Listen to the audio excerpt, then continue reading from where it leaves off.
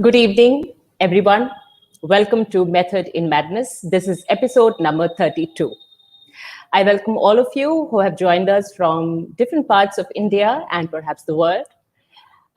Today, we are going to talk about imagination. It is one of my favorite topics. And since I was a child, I have spent many hours in school using imagination.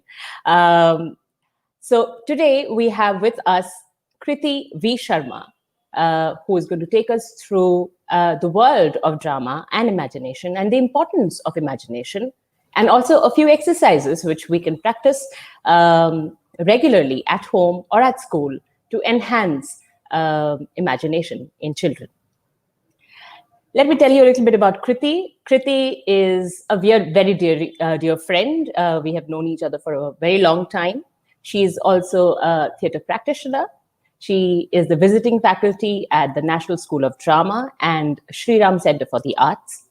Kriti is a qualified IB, A-level and IGCSE teacher for drama and has worked extensively at the British School, New Delhi, as a faculty of drama and subsequently as an artist in residence. She also had the special charge of setting the drama departments in Pathway School, Noida, and Lancers International School, Gurgaon. Kriti is also a professional costume designer for mainstream theatre. Over the past 25 years, she has worked with major national and international repertory companies and directors. In 2013, she was awarded the coveted Chaman Lal Memorial Award for outstanding contribution in the field of costume design. Kriti has also worked extensively in the field of applied theatre using drama as a therapeutic tool. She uses psychodrama in specialized workshops dealing with a range of issues from self-image to sexuality education for parents, educators, teenagers, and children. She also works with children with autism, attention deficit disorder, and learning disabilities. It is a privilege to have her on the show today. Welcome, Kriti. Thank you so much, Vaishali. Glad to be here, really. Yeah, I went tripling on my tongue, because I was so excited about the fact that both of us are going to talk today and talk about our favorite topic, which is imagination. Imagination, yes. What's life without it anyway, isn't it? Yeah. Yeah, just to tell you, Kriti, and tell everybody who's here with us on the show, Kriti and I are going to talk for the next 45 to 50 minutes, and post that we are going to take your questions. You're free, and we would really like if you join us in the conversation through the comment section down below.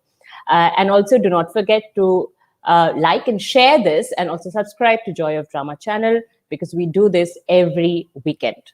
So with that, let's begin, Kriti. Yeah. Kriti, imagination is the key to many things. We all know that great artists and great scientists and great men and women have always said that imagination has been the main ingredient to their success. If they didn't have vivid imagination, they wouldn't have reached what they have achieved and reached today. But I always wonder, Kriti, and this is on behalf of everybody who's watching us today, is how does imagination come to our well-being or rescue or benefit in our daily life? Okay, I'll ask you, well, the question I'm going to ask you has got nothing to do with theatre. Okay, so okay. I'm going to ask you, lockdown started, everyone rushed to the superstores and malls to stock up and, just so that you don't have to do without. Mm-hmm. And then there came a time when there was paucity and, stuff wasn't available, and there were women and men and children, teenagers, everybody landed up in the kitchen. And then there were all these posts on Instagram, on Facebook, on WhatsApp status images of this kind of a pastry and that kind of a, bhatura and that kind of a puri. and things that you would not even have thought of. Things perhaps no cookbook. I mean, of course, there are cookbooks and cookbooks in the world, but not everybody will have access to all those cookbooks. So, I mean, it's difficult for me to think that everybody suddenly went out along with the things that bought these fancy cookbooks and they were churning out these dishes. Where were those dishes coming from? Where was all the stuff that was happening, all this alchemy that was happening in the kitchen, bringing out these visions of culinary joy and delight?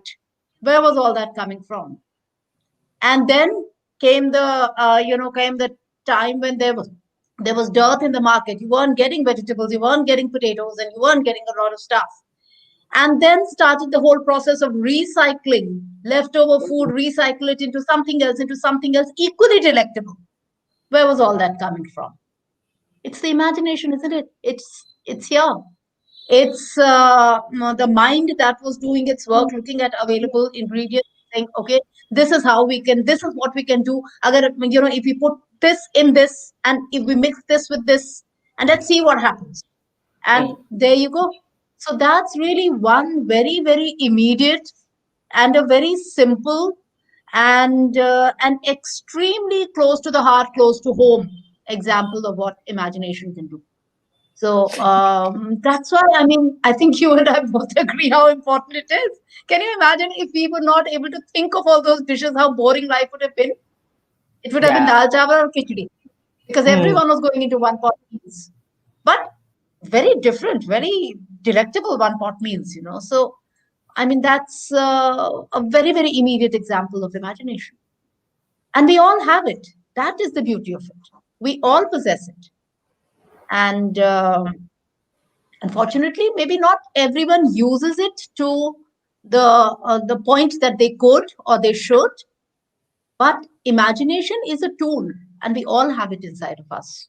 And that's why I think we both agree it's really so very, very important. Yes.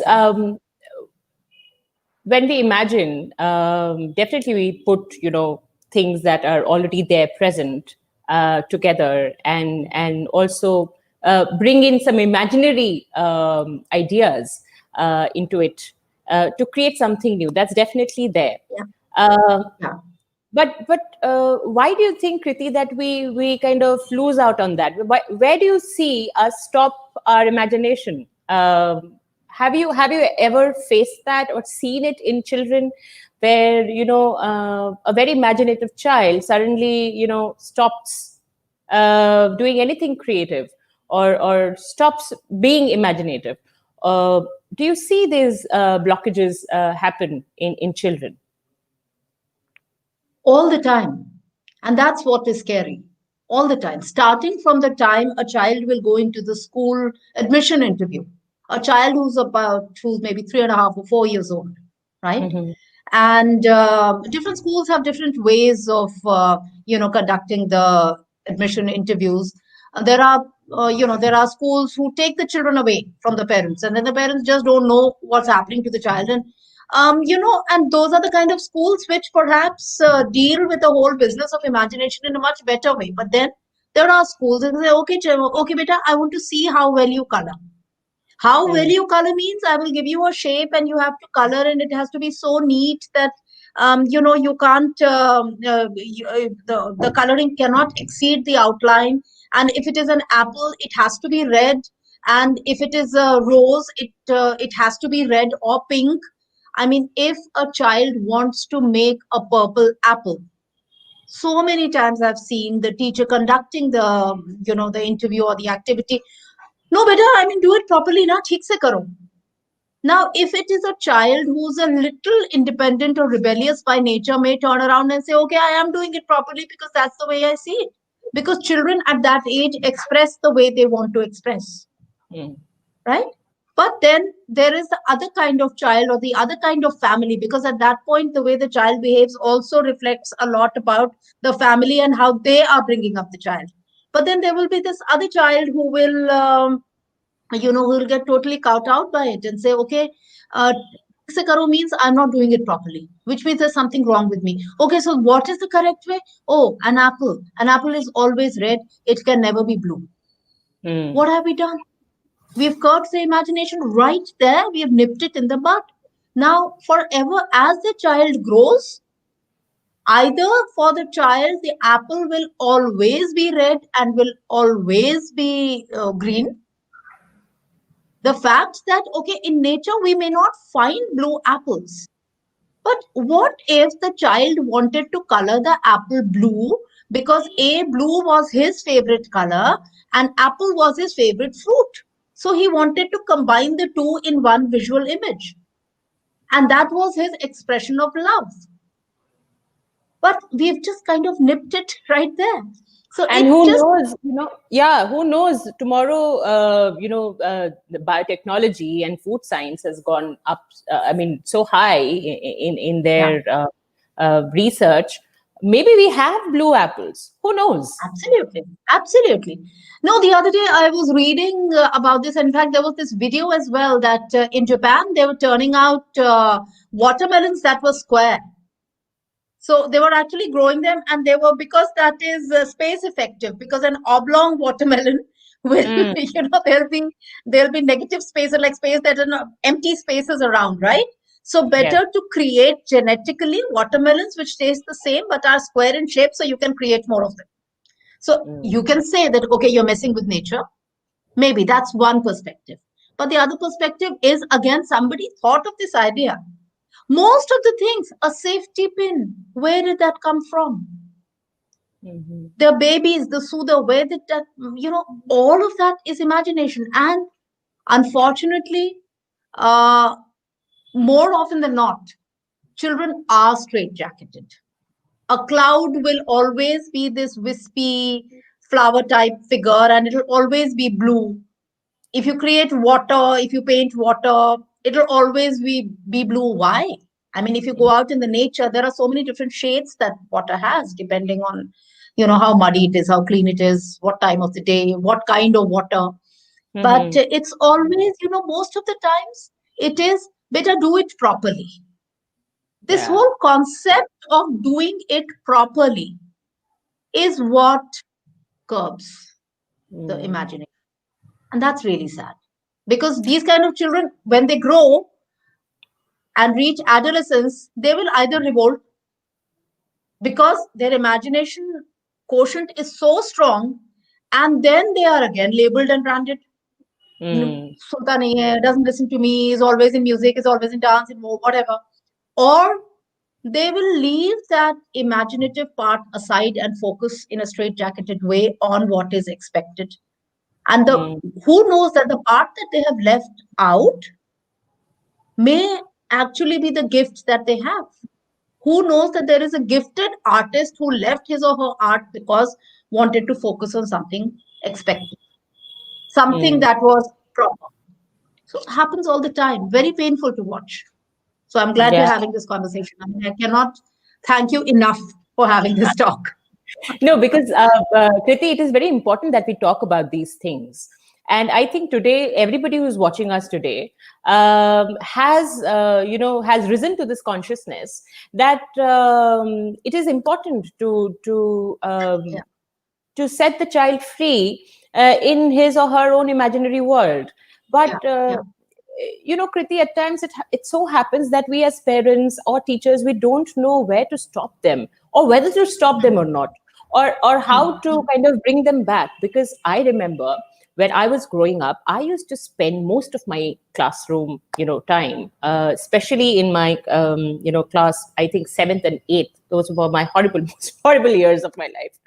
And I used to just spend those, classroom periods looking outside the window or imagining fantastical things, and it was very difficult for me to bring myself back. I don't know how many of you who are watching us have ever felt that. And please, write on the comment section if any one of you ever has gone through this whole daydreaming and have been labeled a daydreamer. Please share with us if you have a similar story, because this is a very, very common story, and always getting pulled up by the teacher whenever you're looking outside the window and dreaming. How does one look at a child who is imaginative, because there are parents here, there are teachers here, how to identify an imaginative child and how to treat that child? See, imagination is something that we all possess. It is a given because it is a creative response to a trigger. It could be, or a stimulus. Let's not call it a trigger. Trigger brings to mind a gun. Stimulus. Let's say a stimulus, right? So it is a creative response. So when children start writing, what do they do? When they pick up before they've picked up the pencil, they pick up their crayons or they pick up whatever, they start scrolling, they start, doodling. And they doodle a lot of things. And, they could doodle something and call it something else. Like they could make something that looks like a cloud and it's actually a dog. Yeah. And when you look at it, it's The Little Prince. I mean, if you must have read the book. I mean, it's all about that, Yeah. So and the child says, when you say, okay, see what have I drawn? And you say, okay, it's a cloud. No, it's a dog. See, this is where the ears are, and this is where the snout is, and this is where the tail is. And when you look at it that way, you know that is what it is. And that's what the child has processed after seeing a dog. Now, the fact that, okay, it looks like a cloud, it's because we perceive dog in a certain way. And that's, so everyone is imaginative. Now, there would be, if we go by the theory of multiple intelligences in a classroom or in a family, there would be some who are more imaginative than the others. That is possible, where the quotient is higher. Yeah. So therein, you need to be what I feel as an educator, as an artist, and as a parent. You need to watch carefully. You need to not carefully, as in not put the child under a microscope and say, okay, I'm watching your every move, but you need to be attuned. If the child is more creative in certain areas, is more imaginative in certain areas, then maybe that is the gift, and maybe that should be nurtured so that it can have a domino effect in other areas, because knowledge is linked. Now, if somebody is strong musically, like music and math are like this, right? They're like this. There is so much math in music. Yes. And so much of music in I know somebody, absolutely. I know somebody who used to teach math through music and through the movement of leaves. She would actually take her class out, and when they were doing permutations, combinations, they would actually do it looking at trees and looking at leaves. So there is so much math in nature, and vice versa. I mean, when we talk about emotion, we say, oh, that person is very emotional, but our creative are very emotional. But what is an emotion? It is a chemical reaction that's happening within us. So that's chemistry. So what we do in the lab, in test tubes, is actually happening inside our bodies. We are the test tubes. So how can you bifurcate the two? Number one, you can't. But yes, if you need to see, as educators, as parents, as caregivers, you need to see where the inclination of the child is. And then try and hone that in a holistic manner. So if somebody is completely into, say, for example, art, into colors, into pigments, into all of that, or into acting, drama, into acting, to say that, sweetheart, when you study movement, that is geometry. When you study emotion, that is chemistry. When you are acting on stage and you are connecting with the other actors, that is action reaction. That's physics happening right there. So where is it different? So it's I think it's erroneous when we bifurcate the two, which we do quite a lot. So there should be no bifurcation. One should be attuned, and if the child is more inclined in a certain area, that area should be nurtured, but exposure to the other area should also be given, so that they can understand the correlation of both. And therein will lie a more holistic view and a more balanced view of life. I mean, that's my take on imagination and how to balance it out. And what about the label daydreamer? What about Very that? bad label. Very bad label. Should never be given. A, labels should be avoided at any cost. And the moment you say daydreamer, so what? I mean, such big discoveries in the world have happened through daydreaming. So, I mean, Newton was looking at the apple fall, right? It's been falling for ages.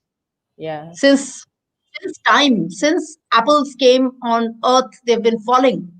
But he was, lying under the tree, he was looking, and then he started thinking. So I'm sure he must have spent many an afternoon just sitting under that tree, watching that apple, thinking what's happening. Others would have called him daydreamer, but was he? Or did he not discover a really important law that we all swear by now? So labels should be avoided because, the moment you say daydreamer, daydreamer, daydreamer, what will happen to the child beyond a point? They will start, this is a story they'll start telling themselves, and they will start saying that, look, I'm a daydreamer, I'm not capable, I can't do this, oh no, there's something I can't do. And it's all that negative programming starting within the child right there. So why would anyone want to do that? And sometimes when you're daydreaming, when you're imagining, it's actually taking a lot of stress from other areas off in your mind, and you're able to cope better. I'm So sure, it's because the kind of stress I was in when I was daydreaming, per se, was really, it was very painful. So, would you also agree to the fact that at times children seek daydreaming or going into their world, their world of imagination, because they want to avoid certain happenings in their lives? Yes, they do. And that's where imagination actually, again, is very, very useful. It's not only useful, it is, I mean, it becomes something that is intrinsic to their life at that moment. Because they could be passing through some extremely stressful phase of their life. There could be things happening at home. There could be, modern day living has a lot of stress. They have a lot of stressors. I mean, there are nuclear family setups, there are dysfunctional families, there are single parent families, and then within families, there is just so much sometimes upheaval happening, or there is peer pressure in school or among your friends. There is, and then there is the pressure the child puts sometimes on themselves. They want to achieve something, and they will not stop till the time that is achieved, or they come up to their own standards. So there is all that happening. Now, sometimes the child will retreat into what is called, like I would say, daydreaming, because it helps them cope with that stress better. So they are able to channel their energy into an activity which takes the pressure and the tension off their minds. They are able to channel their minds into that, so that they can come back and deliver and do what they are also actually supposed to. So yes, it is. I mean, I know of instances where children have handled very, very tough family situations through either pouring themselves into art or pouring themselves into drama, because because drama gives you characters. So what you can do is, actually, when you're exploring a character, you go into that character, you start imagining the life of the character and relate it to your own experiences, and therefore sometimes you do your own healing through drama and through exploring a character and through acting. You No, I mean, give this is vent to your pent up emotions. yes, Yeah. and this is so true, because we keep seeing that, around us and also within us. I mean, there are so many stressful situations that happen in our own, regular lives, and when we are acting or when we are doing drama, we I mean, there's a huge sense of respite that comes in. Just Yes. with the sheer, effort of imagining ourselves into as somebody else. Yeah. Yes, Yeah. I completely agree to that. And I drama has definitely rescued me big time. Anyway, is there anything that you can tell us, Kriti, a short, exercise that all of us can do, maybe to enhance or get back to our imagining selves? Okay. All right. I'm going to give you a color. Okay. Okay, and I'm going to give you a color. everybody has to participate. All our audience members will have to participate. Yes, I'll also yes, participate. yes. All right. Because if that happens, I'm sorry, I'm not playing. So, Okay. like the kids, they say, oh, no, I'm not going to play if, everyone doesn't play. All right, I'm going to give you a color, and I want the first response that comes in your mind. Okay? Okay. First, so the color's purple. Quick, I'm going to count till 3. Specs. My specs. Okay. Specs. Vision. See, no. Sorry, I've said 3. I've said 3. There's a delay. There's a delay. Okay. All right. So I'm going to say 3, 1, 2. So they're counting for the delay. Okay. Yeah. So specs. Vision.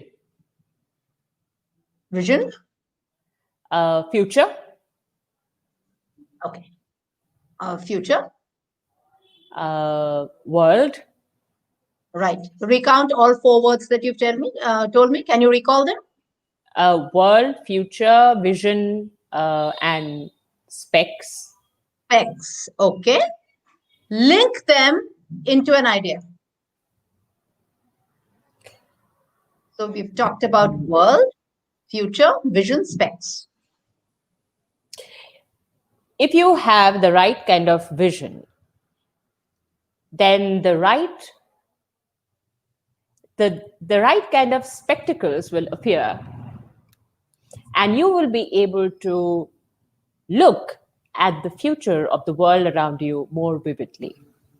Okay, now I would like you to speak on this topic for another, like, just say another three lines on the same, sort of extending the idea that you've just proposed, that if you have the right vision, the right specs will appear so that you can look at the world in the right way, or the way that conforms to or aligns with the way you want to look at them.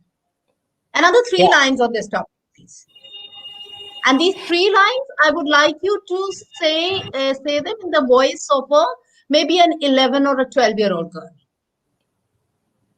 Okay, so I'll go to that register. Okay. So when we are looking at the future of the world, the future doesn't look that bright. But if we can think of a life which is colorful, which does not have pollution, which does not include any kind of atrocities, I think the specs will appear, and the specs are like you already have them. They are already there, and you can always see. So it's just to just switch to that spectacle of your need or your want, or that spec that you already have but you don't really see. But I think that's about it. Yeah. So see, what have you done? So very quickly, you have explored an idea. Yeah. You've connected it to life around you, to problems that we are facing. You have assumed a character, right? You have, as as a person, as an actor, or as a student of drama, you have stepped outside of your own personality and stepped into the shoes of another person. You have created empathy, and you have spoken extempore, expressed yourself very clearly extem, and you have started the journey of solo performance. You have responded to stimulus. How? Where was the starting point? Purple. So with purple, This entire journey we've done inside of, I think, 3 minutes, 4 Yeah. minutes. Yes. That's the power of imagination.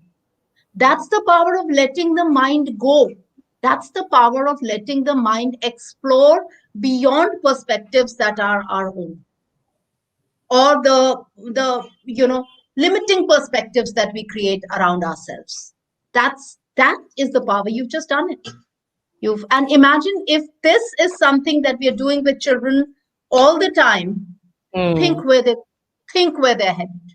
This is an excellent exercise. I think everybody should do this.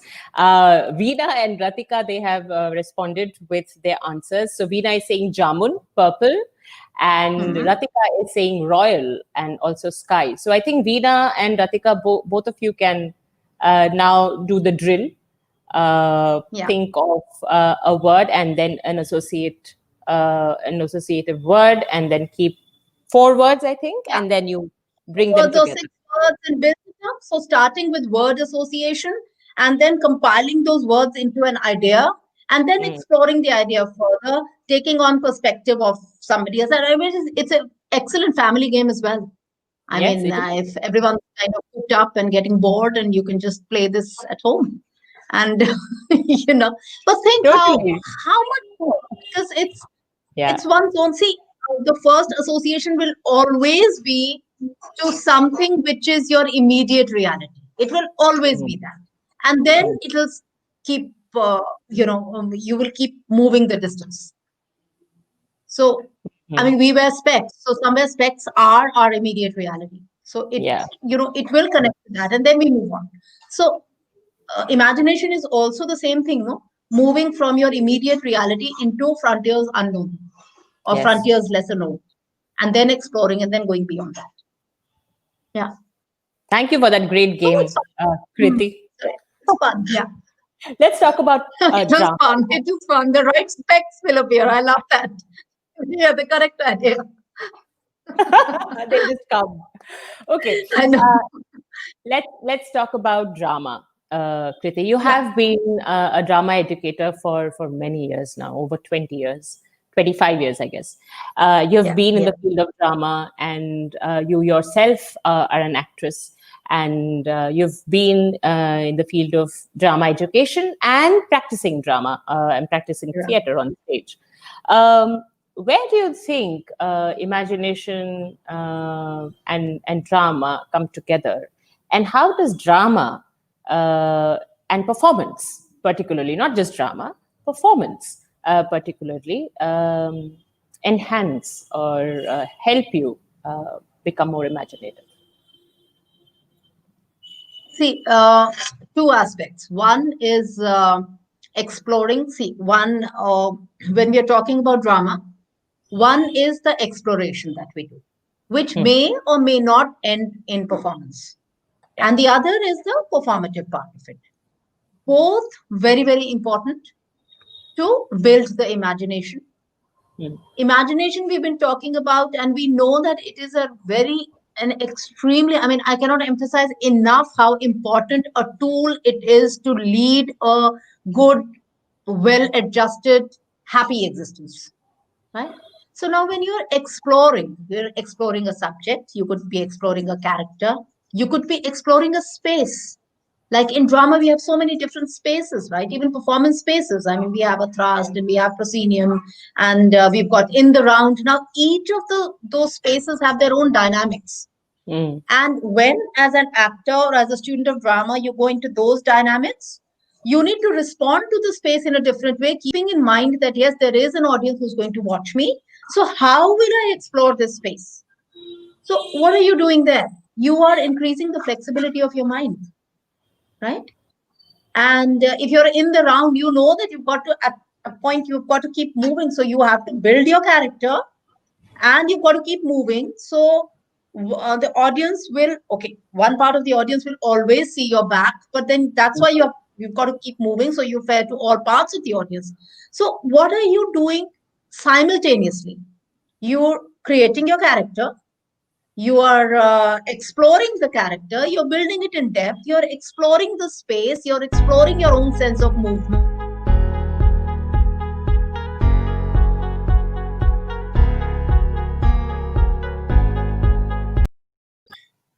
Yeah. Oh, You're something just happened.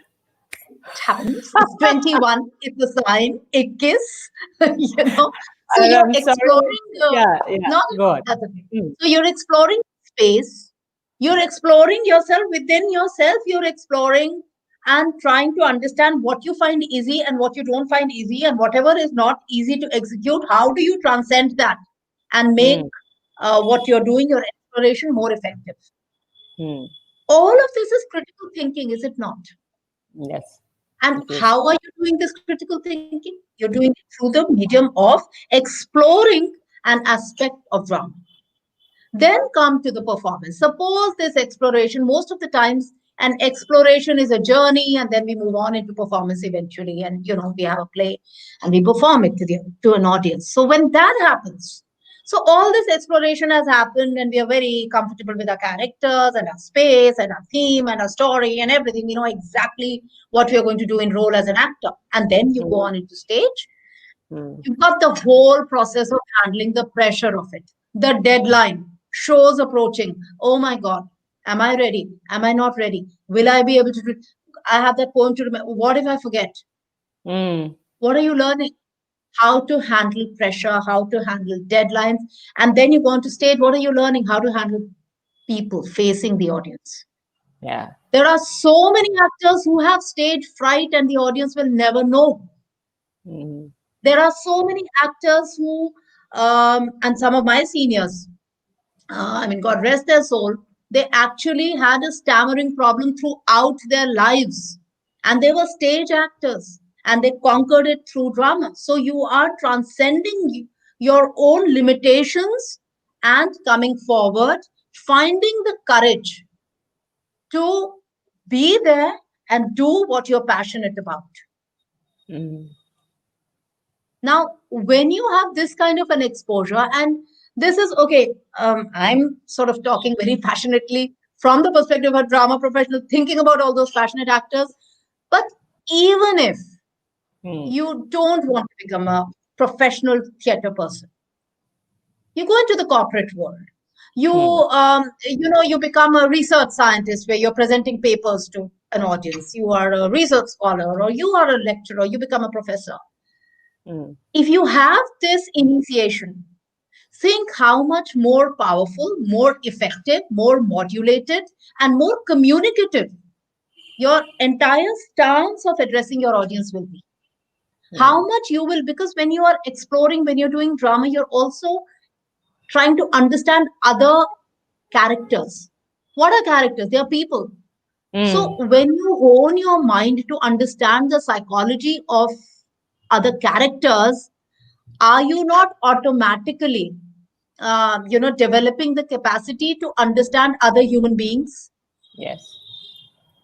And then when you are, say, you're making a corporate presentation and you sense that it's getting a bit boring now, I'm losing my audience. You sense it through their body language, you sense it through their look and their stance, or a tiny movement here or there, because you have orientated to it, you immediately change track and you do something that provides them the hook to and bring your audience back. Yeah. That kind of confidence, that kind of awareness, Mm. and thinking on your toes is something that drama does for you all the time. And where has that got its roots? In imagination, isn't it? When you're exploring a character, when you're reading a play, a character is there, the playwright wrote it, yeah, right, fine, but you Mm. imagine all the details, you imagine them, right? Mm. So that's where the link is, and that's how it translates into daily life, and how importantly it translates into daily life. Yes. Yes. Hmm. Um, Kriti, you have also worked with special needs children. Yes, yes. How do you see drama helping them? Um, there are therapies which are there. All of us know about occupational therapy, but drama therapy is also a field which is growing right now. We have many drama therapists around the world. Um, but drama, knowing that it has a therapeutic, aspect to it, Hmm. Hmm. how do you see special needs children, or children who have learning disabilities or difficulties, how do you see them growing and flourishing in the space of imagination and drama? See, when we talk about special education needs, we need to first and foremost, we need to understand that it's a spectrum. So, a child who has learning disability will not have the same challenges as a child who's on the autism spectrum. Now, autism spectrum is also like a rainbow. So, there are very high functioning people there, and then there are those who are extremely low functioning. So, and their needs within that spectrum of autism will vary.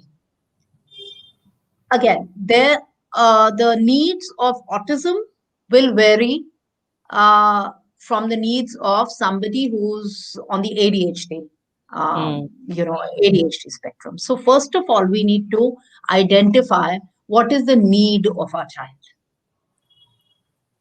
Like an LD child, learning disability, does not really have an imagination deficit. Theirs is a learning disability. They could be slow learners, so they're a little slow on the uptake. It's not that they are not good with imagination, they cannot imagine details. In fact, they can. Their imagination quotient actually is high, but they are slow on the uptake of an idea. Once they understand the idea, they're able to process it. Autism is a different ballgame, because imagination in the most high functioning of people on the autism spectrum, imagination is at an all-time low, because for them, what is in front of them, that is the reality and that is it. So a pen will forever be a pen. It can never be a symbol of something. So, which means, again, their interactions to life, if they lead life like that only, then their interaction with others in daily life will be limited, because it will be just, or they'll be unable to discern emotions. They will not be able to handle emotions. Suddenly, I mean, you're looking at me like that, and suddenly, if you get angry and I'm on the autism spectrum, I'm going to be totally confused. Okay, she was fine with me, and now she's angry. And now, what is this angry? Because for me, Vaishali is this Vaishali who's looking at me. So when she's angry, she's a different Vaishali. So that is not Vaishali. So if that is not Vaishali, then who is that Vaishali? And what do I do now? There you go. And you go into a meltdown because you don't know how to handle it. Yeah. ADHD, quite a different issue. No language deficit, no imagination deficit, complete attention, like more than 3 minutes, 4 minutes. You can't even sit in one place. So if it is an ADHD child, what is the first thing that a teacher of drama or a drama therapist or, whatever, even a parent? Okay, there's an attention deficit. Let's do work that will harness the attention, and slowly, baby steps, let's build the life skill of attention. With autism, let's build the life skill of imagination. Because when you can imagine things, you can relate to the world around. Because the world as we know it, and we are able to handle it and process it. We are neurotypicals. We are able to do it. But it is full of challenges, and it is full of amazing variety of stimuli, which you need imagination to process and handle.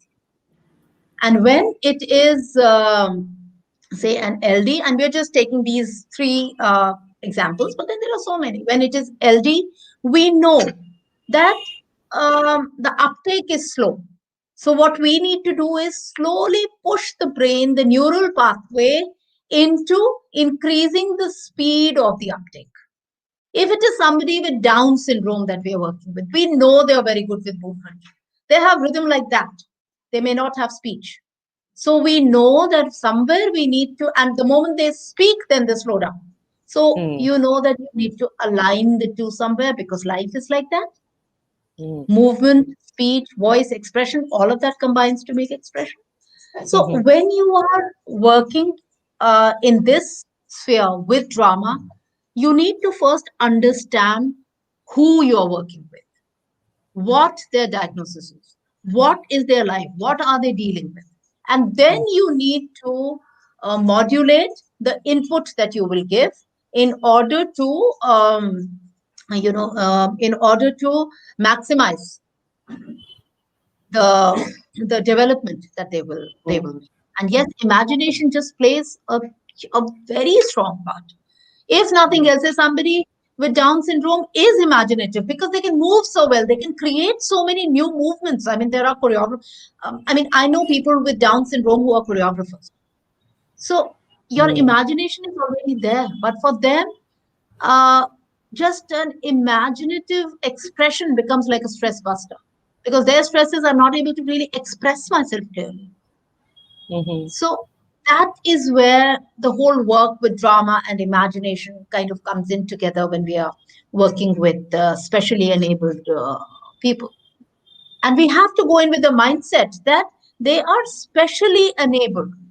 They have an ability which is different from ours. It's not that they lack in any way. No, they are differently and specially enabled, and we have to use what is our expertise is to enhance and bring out the best in that ability. So that's, and again, as I said, that's my take on it. Thank you. Thank you for sharing that. Also, to let everybody know who are watching us right now, we have almost come to an end of our discussion between Kriti and I. So please start typing in your questions. But before we go into question and answer, Kriti, is there anything that you can help us with? Maybe some kind of an exercise, like in theater we do visualization exercises, right, where Right. our director or our workshop director takes us through a series of images that we have to go through. So is there anything of that sort that we could do with our audience over here, just to give them a taste of what happens in a visualization exercise? Yeah. Okay. So the requisite is that everyone has to close their eyes. You cannot do this without closing your eyes. Yeah. Okay. And I'm going to talk you through a short story. It's a journey. I won't tell you what the journey is about.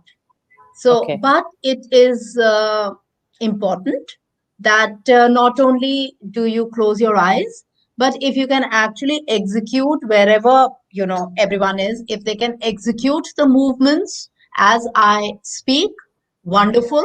Otherwise, you can just close your eyes and you can imagine what's happening and really go as deep as you can into the whole narrative that I will, I will be sharing. Sure. Yeah. Okay. So, Charlie, shall we start? Yes, please. I'll close my eyes. Okay. Yes, please do. And okay, so this is the journey of a seed. You're a small, tiny seed, very, very small, insignificant little seed. Somebody one day picks you up, takes you to a pot or a little spot in their garden, plants you. Suddenly, you, the little seed that was sitting on a table and could actually feel movement around, could feel things around, you're under the earth. And there's nothing. There's absolutely nothing. It's dark. You don't hear anything. You don't feel anything. And it's cold. You don't know whether it's day, whether it's night. And you're just there. And you're there. You don't even know how many days you're there. You're just there. And then slowly, one day you feel a trickle of something. And you feel really happy because you know what? It's then that you realize that you were beginning to get a bit hungry. There's a trickle of something and you feel really happy. And your hunger pangs subside. And then slowly that trickle happens every day. So your happiness grows within you. And when the happiness grows within you, you find yourself expanding and you find something growing within you. And you grow and you grow, and you suddenly start to discover you're no longer that little seed, there's something growing inside you, there's something coming out of you, and it's and it's going straight up, and you love the feeling. And then you reach, and you've got to push, and it takes a lot of effort for you to push through, but poof, you push through this coldness that was your life for some time, and you come out, and there you see it's light, and there's breeze, and there's air, and there's the sun, and you hear the birds chirping, and you start feeling the bit of life that you felt when you're on that table as the seed. You start feeling it again, and you're so happy.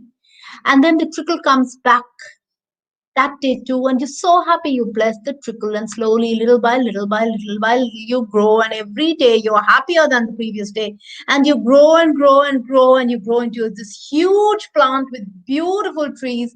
And you know what, when the breeze comes, you sway. When the rain comes, your leaves are happy. When the sun comes, you face the sun, and you're really happy. You're happy with the way things are. You're happy with the way your life is. And you are happy, and you don't regret not being that little seed anymore, because you did the journey and you reached to be a happy plant. Okay, snap out of it. How do you feel? Can't hear you. Yeah. My spine has just gone up. Yeah, I saw that. I noticed that, particularly when you were shooting up. Yes, I saw that. Yeah. That's visualization. And I can see it in your face. I mean, I don't even need an answer from you. It's like the happy plant is there on your face. So yeah, that's just one of the things that one does in drama. But I mean, there are so many such that we do all the time. So again, this is empathy, isn't it? So in an instant, you empathized with the seed, and you stood, you felt the emotions that seed would have felt if they could feel. And they say that plants do feel emotions. I mean, if you play music to them, or if you love them, they grow more. So they do feel stuff. So it is, it won't be wrong to say that if we talk about drama and if we talk about emotion, it's there in life all around us. It's not something which is differentiated from life. So whenever one looks at imagination and creativity and an artistic pursuit, I just feel one has to understand that it is very much part of our daily life. It is very much there. Look at all the cultures. They all have artistic expression. Yeah. So yeah, anyway, off I go into my impassioned stance about imagination and art. Okay, so we're getting some responses. So Mitali is saying nice and fresh. Sagarika is saying great. They all are feeling nice and fresh and great. Yeah, good. Oh my God. Is there any question by any of you please write it down, because we are just short of time right now, just 6 minutes to go. As you keep typing, we'll just keep continuing our conversation. Kriti, there are lots of parents and teachers who are watching us. You have been a parent, and you have also been a teacher. Where do you see the parent in you and the teacher in you come together? Can you imagine that? Oh dear. Oh my God, that's such a, you should ask my offspring that question here. So no, it's, I just feel that being, it's kind of fed. It's fed into each other. So when I'm facing parents as a teacher, I'm able to understand their angst. I'm able to understand, or even their appreciation. I'm able to understand where they're coming from. And sometimes when there is a lot of anxiety, I'm able to allay it for them or try to, help in some way to make them understand where their child is coming from. So that is the parent in me who comes in when I am the professional dealing with parents in front of me, right? Now, as far as the teacher in me coming to the fore when when I am mother, well, that is a totally different ballgame because, well, there have been do's and don'ts, and then there, as an educator as well, many times I've said when students haven't, submitted their assignments on, on the prescribed date, because with the international curriculum, you have these courseworks that you need to compile and all of that. So there are deadlines you set, and they don't. And there's always something fantastic that happens. So as a teacher, I've always said, okay, don't give it to me. It's your funeral. So somewhere that teacher, of course, you never really mean it. And then all the notes go out to the parents and then assignments come in at the last moment and you stay up nights marking it. So, but as a parent, many times I have adopted that approach with my own son saying, okay, don't want to do it. Don't do it. What's the worst that will happen? Okay. You're not going to get through. It's okay. But there has been, because I I'm able to see both sides, there has been, as a parent, I would say, but I mean, as I said, if you need more light on this, it's really him you've got to speak to. But I have been able to have a hands-on, hands-off approach. And because I see so many parents who do not have an effective communication with their children, I have ensured that I should have an open communication.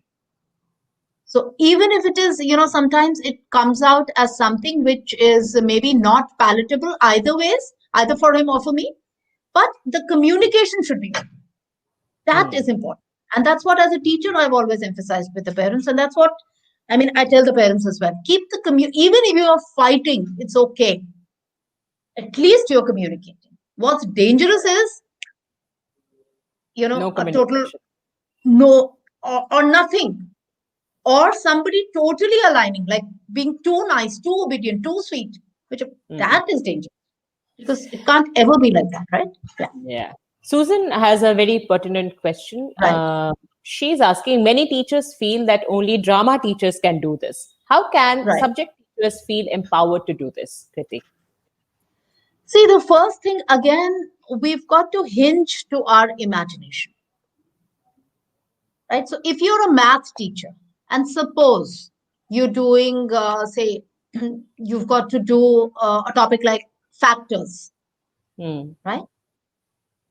So of course, as a math teacher, you will think of the mathematical figures and how to explain. But suppose you were to ask yourself, first of all, pose the question and tell yourself, okay, I don't want to do it this way.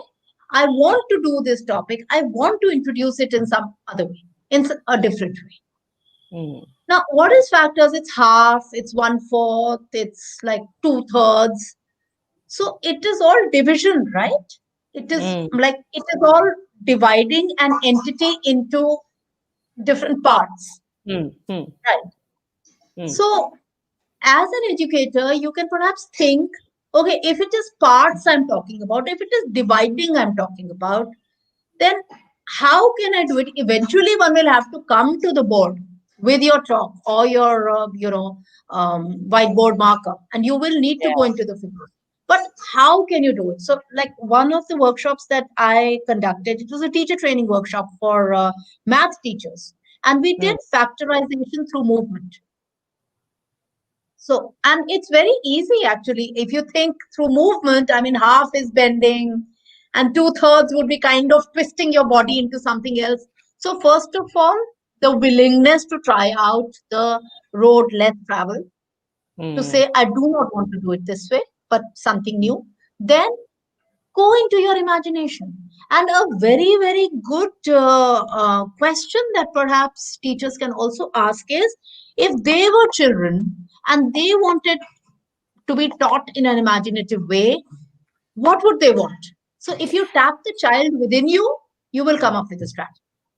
And And of also, course, there are some. Yeah, you're going. Sorry.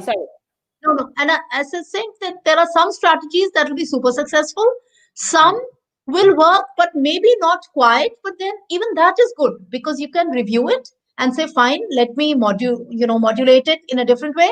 Or maybe this is not working for this, but it may work for something else. So you are reflecting. But in any case, you're opening up your imagination pathways. Yeah. Oh, you were saying, Vishal, you were saying something. Yeah, I was saying that anyway, you cannot teach maths and science if you do not have imagination.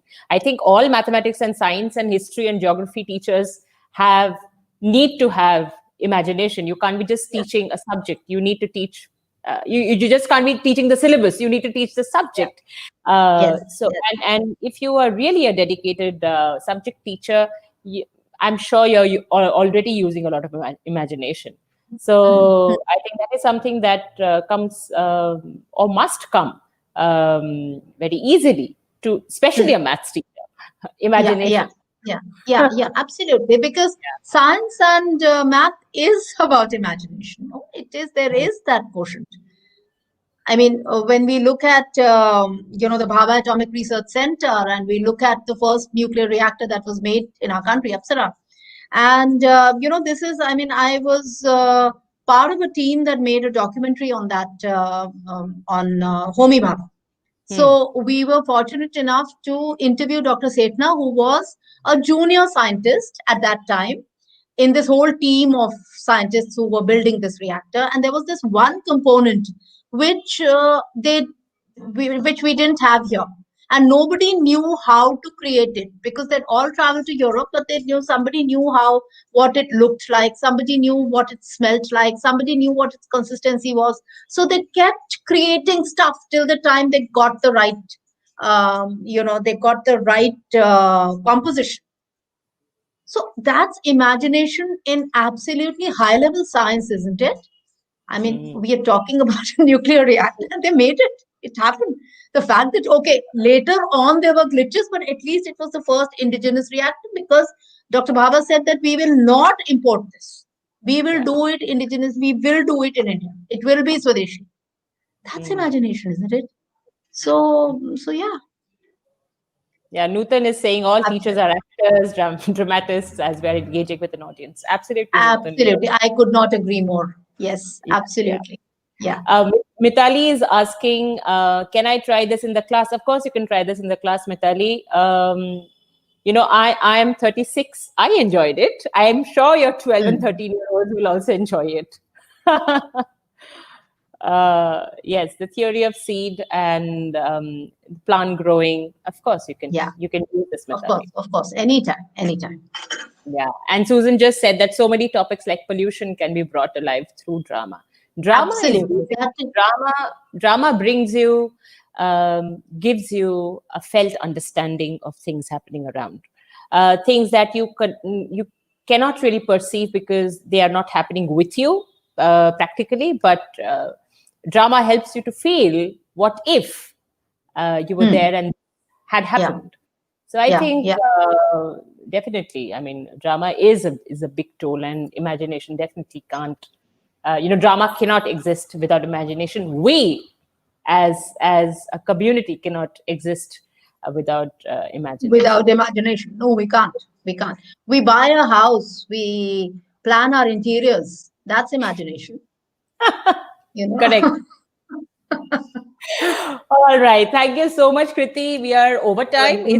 It's like 4 minutes past 8 now, and with this we come to a close to this particular conversation. But the conversations should go on and must go on because somewhere we are responsible adults, and we are responsible teachers and responsible parents. And the more we know about the world of our children, the better caregivers we can be, and the better lives our children can have. So thank you so much. Thank you so much, Kriti. Thank you.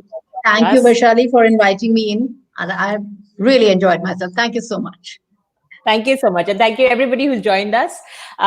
Please subscribe to Joy of Drama, the channel, and share this particular conversation with anyone who you feel needs a little bit of imagination in their life. Thank you so much and have a blessed night. Thank you. And have a good evening ahead. All right.